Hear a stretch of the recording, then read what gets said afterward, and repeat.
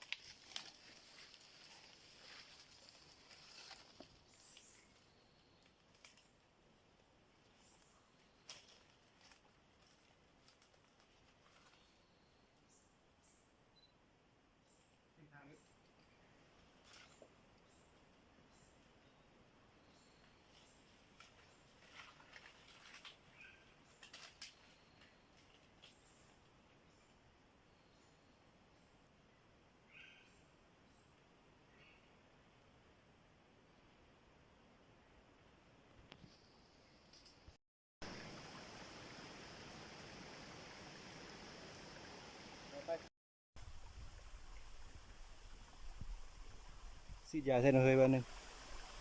ฉีดยาให้ดูยุ่ยยาเป็นงานเลย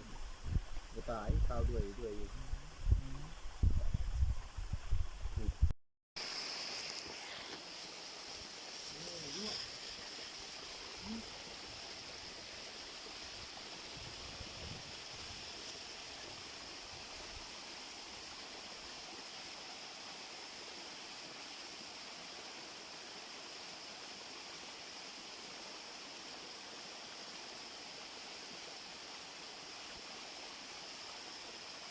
ลงไปป้อง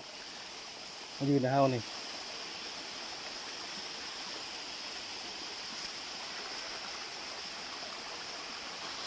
จะถ่ายเฮาเนี่ยถ่ายเฮาลงมันจะใช้ถุงยางนี่นะครับ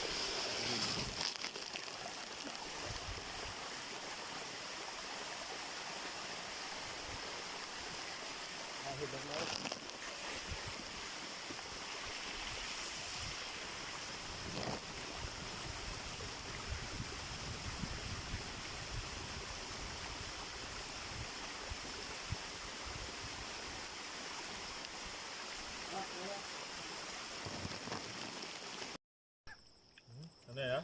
เมียจมแล้วอยู่เมืองน่ะว่ายวันนี้บุกเข้ามาเนาะโอ้โหไปเลย จักลาจักเจ้าแหละเจ้าก็บ่แม่นคอมเมนต์แล้วบ่เดี๋ยว